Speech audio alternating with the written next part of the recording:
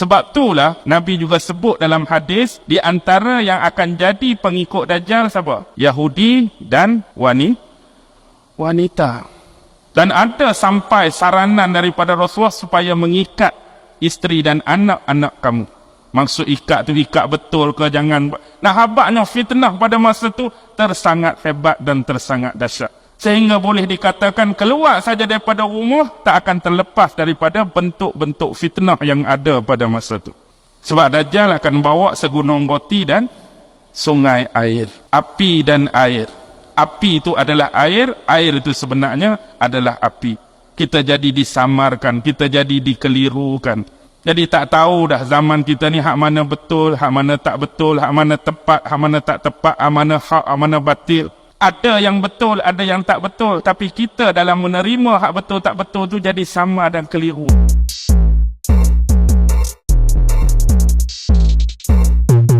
Akhirnya ada yang tak mampu menuturkan dengan baik perkataan Yahuza. Lama-kelamaan Yahuza bertukar menjadi Yahudi. Kalau kita melihat kepada alfabet huruf-huruf Arab dan Jawi sekalipun, di antara huruf Dal dengan huruf Zal, beza dia banyak mana?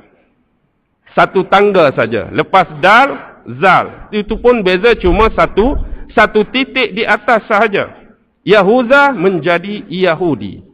Dan inilah yang anda harus faham, asal-usul muasal ini, perkataan Yahudi keluar daripada anak keempat Nabi Yaqub alaihi salam. Dan selepas itulah Yahudi ini diitlakkan. Yahudi ini dinisbahkan kepada Nabi Musa dan kepada agama Nabi Musa alaihi salam. Dalam sejarah peradaban Nabi-Nabi dan Rasul, Nabi pertama yang dinisbahkan kepada bangsa Yahudi ialah Nabi Musa alaihissalam. Nabi pertama yang dinisbahkan kepada agama Yahudi juga adalah Nabi Musa alaihissalam. Ini bermaksud agama Yahudi pada suatu ketika dahulu adalah sebuah agama yang dianut oleh etnik ataupun bangsa Yahudi itu sendiri dan nisbahkan kepada agama yang dibawa oleh Nabi Musa. Apa yang anda perlu faham sebenarnya ialah, sebenarnya selain daripada agama Islam, tidak pernah wujud pun agama lain selain daripada agama ini. Kalau kita melihat kepada sejarah Nabi-Nabi dan sejarah Rasul-Rasul, tidak pernah ada seorang Nabi pun yang membawa selain daripada agama Islam. Tidak pernah ada seorang Rasul pun yang membawa selain daripada agama Islam. Baik Nabi Adam alaihi salam membawa Islam, Nabi Nuh alaihi salam membawa Islam, Nabi Hud, Nabi Saleh, semuanya membawa Islam. Walaupun hakikat Yahudi ini dinisbahkan kepada Musa, bangsa Yahudi kepada Musa, agama Yahudi kepada Musa, tetapi merujuk agama Yahudi yang dinisbahkan tadi sebenarnya adalah agama Islam yang dibawa oleh Nabi Musa. Nabi Musa tidak sekali-kali pernah menyeleweng daripada apa yang ditetapkan oleh Allah kepada Nabi-Nabi dan Rasul sebelum ini. Tak akan logik sama sekali Adam sampai sebelum Musa bawa Islam, Musa nak mengatakan, aku cuba nak melencong, aku cuba nak menyeleweng, dulu orang bawa Islam, aku nak bawa Yahudi. No way, tidak mungkin sama sekali. Malah yang dinisbahkan Yahudi itu sebenarnya adalah agama Islam yang dibawa oleh Nabi Musa alaihi salam. Boleh faham setakat ini tentang asal-usul kalimah Yahudi? Baik. Yang kedua ialah tentang Ibrani. Apabila saya menyebut kalimah Ibrani, apakah yang tergambar dalam pola pemikiran dan otak anda sekarang? Kebiasaannya yang dipelajari oleh anak-anak kita, baik berhubung dengan pendidikan Islam, baik berhubung dengan sejarah Islam, dan berhubung dengan pengajiannya di kolej-kolej, mungkin di IPT, IPTS dan sebagainya. Ibrani pada waktu dan masa sekarang ini sering dinisbahkan kepada bahasa bagi kitab Taurat, bahasa bagi orang-orang Yahudi. Ibrani sekarang dalam bahasa Inggeris disebut sebagai bahasa Hebrew. Kalau bahasa Hebrew tu, itulah bahasa Ibrani. Memang Ibrani adalah suatu bahasa. Tetapi asal-usul, muasal untuk mengeluarkan kalimah Ibrani ini ialah bukan berpaksikan dan bertunjangkan kepada bahasa. Tetapi Ibrani sebenarnya adalah nama salah satu kabilah. Nama salah satu kabilah, ada kabilah yang bernama Ibrani, yang mana kabilahnya adalah 8 kabilah yang besar. Yang mana 8 kabilah ini, semua salasilah mereka, semua sanad keturunan mereka sampai kepada anak Nabi Nuh yang pertama, iaitu Sam.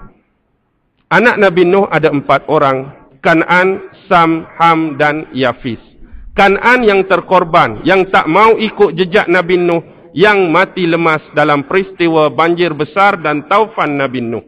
Yang tinggal di atas kapal cuma 3 orang, Sam, Ham dan Yafis. Jadi 8 keturunan yang besar tadi, semua salasilah keturunan mereka ini sampai kepada anak yang nombor 2 tadi, iaitu Sam bin Nuh. Dan ke-8 kabilah tersebut ialah, yang pertama ialah kabilah Asyur, yang kedua kabilah Babil, yang ketiga kabilah Finik, yang keempat kabilah Aram, yang kelima kabilah Kan'an, yang keenam kabilah Kaldan, yang ketujuh kabilah Ibrani yang kita nak bincang, yang ke-8 kabilah Masri. Jadi Ibrani ini adalah merupakan salah satu daripada 8 kabilah, sanad dia sampai kepada Sam bin Nuh. Baik, sebenarnya Ibrani ini nak diambil daripada mana?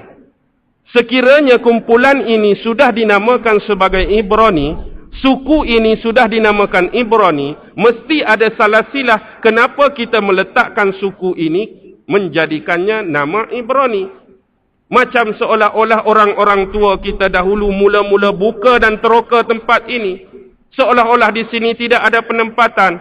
Orang-orang tua kita datang, tebang-tebang pokok, tebas-tebas lalang, buka penempatan, buka kampung. Mesti ada salah silah, mesti ada sebab kenapa di sini dinamakan jalan baru. Begitu jugalah, bila ada nama Ibrani, kenapa kumpulan ini, kabilah ini, nama dia Ibrani.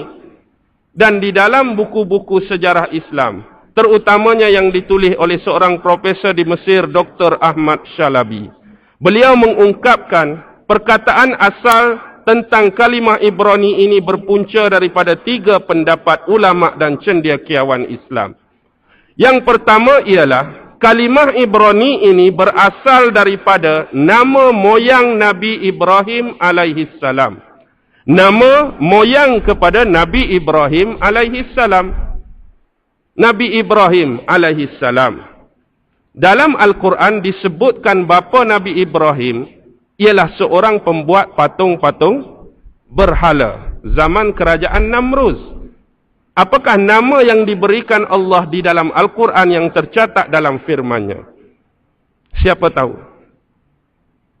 Siapa tahu bapa nama bapa Nabi Ibrahim yang tercatat di dalam Al-Quran, iaitu Azar. Jadi Ibrahim bin Azar, atau sejarah merekodkan nama sebenarnya ialah Tarikh ataupun Tarrukh. Jadi salah silah Nabi Ibrahim, Ibrahim alaihissalam bin Azar ataupun Tarikh ataupun Tarrukh bin Nahur bin Sarukh bin Ra'u bin Falikh bin Abir bin Shalikh bin Arfakhshad bin Sam bin Nuh. Nabi Ibrahim pun sampai keturunan kepada Sam bin Nuh. Kalau nak lanjut lagi, Nabi Nuh bin Lamik. Nuh bin Lamik, Lamik bin Matusyalih, Matusyalih bin Idris, Idris bin Shis, Shis bin Anwas, Anwas bin Qainan, Qainan bin Mahlil, Mahlil bin Yarid, Yarid bin Adam alaihissalam. Ini bermaksud, Nabi Nuh alaihissalam adalah cicit yang ke-10 Nabi Adam. Dan Nabi Ibrahim adalah cicit yang ke-20 Nabi Adam alaihissalam. Mengikut salah silah keturunan para Nabi dan Rasul ini. Tadi ada kalimah Abir. Betul atau tidak? Ibrahim bin Azar bin Nahur bin Sarukh bin Ra'u bin Falikh bin Abir. Ain alif ba ra. Di sinilah asal kalimah Ibrani daripada moyang Ibrahim yang bernama Abir ini. Jadi ini adalah pendapat yang pertama. Keluarnya kalimah Ibrani. Pendapat yang kedua ialah mengatakan punca kalimah Ibrani ini ialah daripada nama nisbah Nabi Ibrahim sendiri. Kerana Nabi Ibrahim adalah manusia pertama yang menyeberangi sungai Furat. Tahu tak sungai Furat ni duduk di mana? Sekarang, dalam wilayah negara Iraq. Jadi Nabi Ibrahim lah manusia pertama yang menyeberangi dan mengharungi sungai Furat. Selepas dia keluar pada tahun 1750 sebelum Masihi daripada kampungnya iaitu Faddam Aram dalam daerah Mughis, negeri Babylon, negeri Iraq sekarang, di bawah pemerintahan Maharaja Namrus. Namrus pernah percubaan membakar Nabi Ibrahim. Selepas kes tersebut, Nabi Ibrahim keluar bersama 80 ahli keluarganya, termasuk anak saudaranya Nabi Lut alaihi salam, meninggalkan kota Babylon, terus naik ke atas ke kerajaan Akkadia, terus ke kerajaan Assyria, terus ke negara Lubnan sekarang, terus ke negara Kanaan, iaitulah bumi Palestin ataupun Israel sekarang. Dan sepanjang pengembaraan inilah Nabi Ibrahim dikatakan manusia pertama yang mengharungi dan menyeberangi sungai Furat. Itulah dalam kamus-kamus bila kita melihat perkataan Abbarah, Ain Ba Alif Rata. Abbarah bermaksud kapal yang besar-besar, macam kapal perang Abbarah, macam feri yang besar Abbarah, macam krus Abbarah. Tetapi kalau yang kecil, yang macam sampan yang kena kayuh, itu dinamakan Safinah. Dah dengar tak kitab fiqh Safinatun Najah? Bahtera penyelamat. Itu Safinah kena kayuh. Tapi kalau Abbarah yang besar-besar, itulah yang kedua. Yang ketiga inilah yang paling sahih, yang disepakati oleh ulama. Bukan kerana itlak kepada moyang Ibrahim. Bukan kerana Nabi Ibrahim manusia pertama menyeberangi sungai Furat. Tetapi kerana bermula di bumi Babylon, di kampung dia dalam daerah Mughis, di Faddam Aram tadilah, beliau merentasi segala bukit bukau. Beliau merentasi segala gunung ganang. Beliau merentasi segala sungai dan laut, turun lembah dan curam. Dan di sinilah beliau hidup bersama 80 orang tadi, hidup secara berpindah randah, hidup secara nomad. Itulah dinamakan Nabi Ibrahim sebagai Ibrani. Dan kemudian bahasa yang dituturkan oleh Nabi Ibrahim dan grup dia tadi dikenali sebagai bahasa Ibrani. Dan Taurat Nabi Musa turun dalam bahasa Ibrani. Zabur Nabi Daud turun dalam bahasa, setengah riwayat kata Ibrani, setengah riwayat kata Kipti. Kitab Injil turun dalam bahasa Syriani dan Al-Quran turun dalam bahasa Arab. Baik, itu tentang Ibrani. Seterusnya yang terakhir ialah Israel. Dari manakah punca asal muasal dan usul kalimah Israel? Kalau dalam bahasa Ibrani atau Hebrew tadi, Isra bermaksud hamba, Il bermaksud Allah. Maksudnya Israel bermakna hamba Allah, ataupun bahasa Arab disebut sebagai Abdullah. Israel itu elok mana dia? Hamba Allah. Sama macam kita Abdullah. Itu kalimah asal kosakata bagi perkataan Ibrani ataupun Hebrew. Tetapi sebenarnya Israel ini walaupun itu punca asal kosakata dia, tetapi keluarnya kalimah Ibrani merujuk kepada suatu peristiwa yang dirakamkan di dalam kitab Taurat, di dalam Safar Pembentukan Alam ataupun Book of Genesis chapter 32 ayat yang ke-28. Sesungguhnya selepas ini kamu jangan sekali-kali dipanggil dengan nama Yakub, tetapi kamu dipanggil dengan nama Israel kerana kamu telah bersungguh-sungguh mengalahkan aku. Sebenarnya kisah ini dirakamkan, terlebih dahulu saya sebutkan ini adalah kisah Israeliat di dalam kitab Taurat. Pernah suatu ketika Nabi Yakub berdoa meminta permohonan kepada Tuhan orang-orang Yahudi yang dinamakan sebagai Yahweh. Ada sebut Yahweh, ada sebut Yahuwah, ada sebut Jehovah. Baik Yahweh, Yahuwah atau Jehovah adalah merujuk kepada Tuhan yang sama, iaitu Allah Subhanahu wa taala. Tetapi tidak dikabulkan oleh Tuhan Jehovah. Akhirnya Tuhan Jehovah turun ke bumi, bergaduh, bergusti, berlawan dengan Nabi Yakub. Logik atau tidak kisah ini?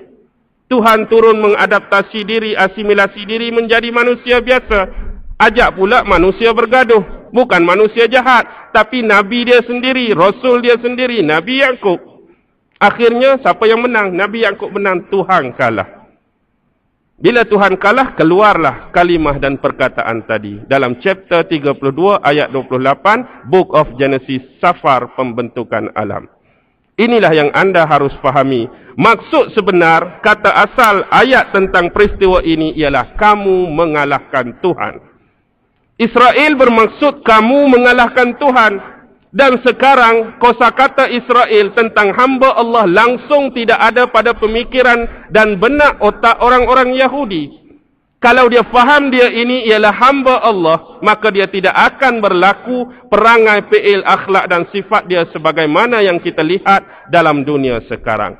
Tetapi yang ada di dalam kepala, yang ada di dalam otak, yang ada di dalam pemikirannya ialah makna yang awal tadi, kamu mengalahkan Tuhan. Sebab itu segala tindak tanduk dia sentiasa mencabar Allah. Tindak tanduk dia sentiasa mencabar Tuhan. Itulah Yahudi. Dan anda sendiri boleh rangkum dan fahami untuk hubung kait ini dengan mukaddimah awal kita antara Adam dengan Iblis tadi. Padahal dalam ayat terakhir surah Al-Fatihah sudah Allah sebutkan siratal ladzina an'amta 'alaihim ghairil maghdubi 'alaihim. Siapakah kumpulan ghairil maghdubi 'alaihim? Yang Tuhan marah, yang Tuhan murka. Tak lain tak bukan itu adalah orang-orang dan bangsa Yahudi. Kerana apa? Kerana mereka mengetahui kebenaran, kerana mereka memahami kebenaran, kerana mereka mengenal Nabi Muhammad lebih daripada mereka mengenal anak-anak mereka sendiri. Mereka mengenal sifat-sifat Nabi Muhammad lebih daripada Nabi-Nabi dan Rasul sebelum ini. Tetapi hakikatnya mereka tetap tidak mahu beriman kepada Nabi Muhammad. Mereka menentang Nabi Muhammad. Mereka melawan Nabi Muhammad. Bahkan menentang Allah dan melawan Allah. Inilah kenapa Tuhan begitu murka dan marah kepada kaum Yahudi ataupun Bani Israel ini. Kerana mereka mengetahui hakikat kebenaran tapi saja buat keras kepala. Saja buat keras geng. Tak mahu ikut. Itu berbeza dengan Kristian. Kristian mereka disesatkan juga oleh orang-orang Yahudi. Mereka berada di dalam keadaan tidak tahu apa. Mereka di dalam keadaan kesesatan. Sebuah agama yang direka. Sebuah agama yang dicipta oleh manusia sendiri daripada kalangan Yahudi sendiri. Itulah sebabnya di antara Yahudi dan Kristian, siapa sebenarnya yang lebih dekat dan hampir dengan Islam? Kristian lebih dekat dan hampir dengan Islam kerana mereka berada dalam kesesatan. Tetapi sekiranya mereka diberi kebenaran, mereka diberi hakikat pengetahuan tentang Nabi-Nabi dan Rasul, diberi pengetahuan tentang hakikat Allah dan penciptaannya, mereka akan lebih rapat dan murni dengan Islam. Tetapi hakikat Yahudi mereka sudah tahu kebenaran. Tetapi sengaja hati mereka begitu keras, degil dan sukar dikawal. Dan inilah yang menyebabkan murka Allah turun ke atas mereka. Sekarang anda sudah memahami dengan baik. Apakah sebenarnya yang dimaksudkan dan diistilahkan dengan Yahudi?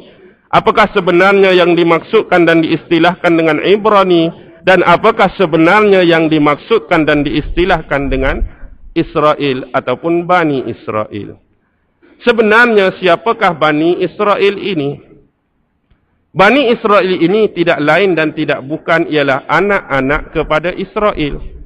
Tadi bila Allah bergaduh dengan Nabi Yaqub, dia kata jangan selepas ini kamu dipanggil dengan Yaqub, tetapi kamu dipanggil dengan Israel. Jadi Nabi Yaqub itulah Israel. Maksudnya Bani Israel, anak-anak Israel itu ialah anak-anak Nabi Yaqub lah. Bani Israel itu ialah anak-anak Nabi Yaqub. Yang kita sebut seramai 12 orang tadi. Jadi kalau ada yang tak ingat ataupun terlupa, kita ulang balik. Isteri Nabi Yaqub ada 4. Layah, Rahil, Zalfah, Balha. Jadi Layah isteri pertama ada 6 orang anak. Raubin, Syamun, Lewi, Yahuza, tadi Yahudi Yahuza tu, Yakashi dan Zabulun, 6 orang. Isteri kedua Rahil ada 2 orang, Nabi Yusuf alaihissalam dan adik dia Bunyamin. Zalfah yang ketiga 2 orang, Jad dan Ashir. Balhah yang keempat pun 2 orang, iaitu Dan dan Naftali. 6, 2, 2, 2, semuanya 12. Ini dah 12 Bani Israel daripada keturunan Nabi Yaqub alaihissalam. Tetapi apa yang perlu anda ingat ialah, adakah Israel ataupun Yahudi sekarang yang menduduki bumi Palestin, itu adalah Israel daripada keturunan 12 ini, atau mereka itu keturunan dan asal usul berpunca daripada mana? Ini yang anda harus fahami dengan baik, agar anda tidak tertuduh, agar anda tidak terfitnah Yahudi yang tidak tersenarai dan tidak termasuk mereka yang sedang mengawal dunia kita sekarang, terutamanya bumi Palestin. Anda masih ingat tentang kisah Nabi Musa alaihissalam. Tentu anda masih ingat, Nabi Musa telah membawa keluar keseluruhan Bani Israel daripada bumi Mesir sewaktu pemerintahan Ramses kedua, atau nama sebenarnya Al-Walid bin Mus'ad bin Aldan ataupun Al-Walid bin Mus'ad bin Rayyan. Itu adalah nama sebenar Fir'aun, bapa angkat kepada Nabi Musa alaihissalam yang digelar Ramses II. Dalam peristiwa tersebut, selepas dikejar oleh Fir'aun dan berlaku peristiwa pembelahan Laut Merah di kawasan dekat dengan terusan Suez. Baik, bila berlaku di situ, maka berlayarlah kesemuanya menyeberangi lautan tersebut dan akhirnya selamat sampai di Semenanjung Sinai. Berapakah jumlah keseluruhan Bani Israel yang terselamat? Kalau mengikut Safar Nabi Musa ataupun kitab Safar 5, yang terakhir sekali dikenali sebagai Safar Bilangan, ataupun dalam bahasa Inggerisnya ialah The Book of Numbers. Sebenarnya Safar Bilangan ini, peristiwa yang terkandung di dalamnya adalah merujuk kepada peristiwa Nabi Musa alaihissalam membilang seorang demi seorang daripada kalangan Bani Israel, tidak kira lelaki dan perempuan, yang umurnya 20 tahun ke atas. Jadi mana-mana lelaki, mana-mana perempuan, umur 20 tahun, bilang seorang-seorang. Okey, 20 tahun, 1. 18 tahun, tak payah kira. 30 tahun, 2. 40 tahun, 3. Jadi hasil daripada jumlah yang dibilang oleh Nabi Musa, lelaki dan perempuan yang 20 tahun ke atas ini, jumlah dan angka yang terrekod di dalam Book of Numbers tadi ialah 603,505 orang Bani Israel kesemuanya. 603,505 orang kesemuanya. Jadi itu jumlah yang 20 tahun ke atas. Yang 20 tahun ke bawah apa cerita? Maksudnya, dengan kata lain, jumlahnya adalah lebih besar daripada jumlah yang disebutkan tadi, tanpa mengambil kira umur lelaki dan perempuan di bawah umur 20 tahun. Itulah yang digambarkan dalam Book of Numbers ataupun Safar Bilangan. Jadi mereka datang ke sini adalah semata-mata untuk mendapatkan apa yang dijanjikan oleh Allah, iaitu tanah yang dijanjikan, the land of promise, iaitu bumi Palestin. Memang dahulu bumi Palestin ataupun tanah Kanaan dijanjikan untuk Nabi Musa dan kaum dia. Tetapi kerana mereka melanggar perintah Allah, iaitu bila sampai di sempadan perantaraan untuk masuk ke bumi Palestin ataupun Kanaan ini, mereka takut untuk bertempur dan berperang dengan orang-orang yang lebih dahulu menduduki bumi ini, iaitu orang-orang Kanaan. Jadi inilah sifat sebenar yang anda perlu tahu tentang Yahudi. Sebenarnya mereka ini takut mati. Hari ini pun mereka takut mati.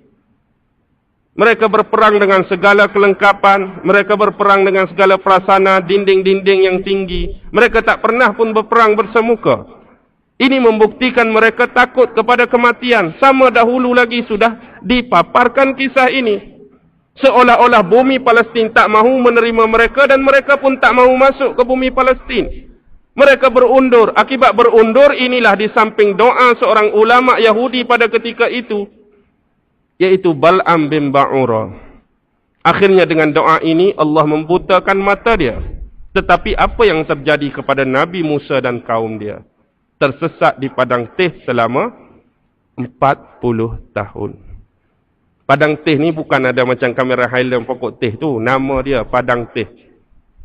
Sahara teh. Jadi di sini 40 tahun. Di negeri orang yang tidak ada punca makanan, tidak ada punca minuman. Di sinilah Allah rakamkan dalam surah Al-Baqarah, diturunkan makanan yang elok dan baik daripada langit, yaitu manna wa salwa. Manisan-manisan madu yang turun yang melekat pada dedaun-dedaun pokok, dan salwa burung puyuh yang siap dipanggang. Ini adalah makanan terbaik yang diberikan oleh Allah daripada alam atas, alam langit. Itu pun mereka melakukan PL dengan menyimpan barang tersebut. Akhirnya barang itu menjadi basi. Dahulu barang lambat basi, tak pernah basi. Akibat PL ini, barang kita hari ini cepat basi. Kerana onar daripada apa yang mereka lakukan terhadap manna dan wassalwa. Akhirnya dalam tempoh 40 tahun ini, Nabi Musa pun dah meninggal dunia. Nabi Harun pun dah meninggal dunia. Lalu siapa yang membangkitkan kembali semangat Bani Israel untuk masuk kembali ke bumi Kanaan? Yaitu seorang Nabi yang juga menjadi peneman kepada Nabi Musa sewaktu nak mencari dan berilmu berguru dengan Khidir dahulu. Lihat dalam surah Al-Kahfi. Siapakah nama Nabi tersebut yang menjadi teman kepada Nabi Musa sewaktu Nabi Musa nak berguru dengan Nabi Khidir?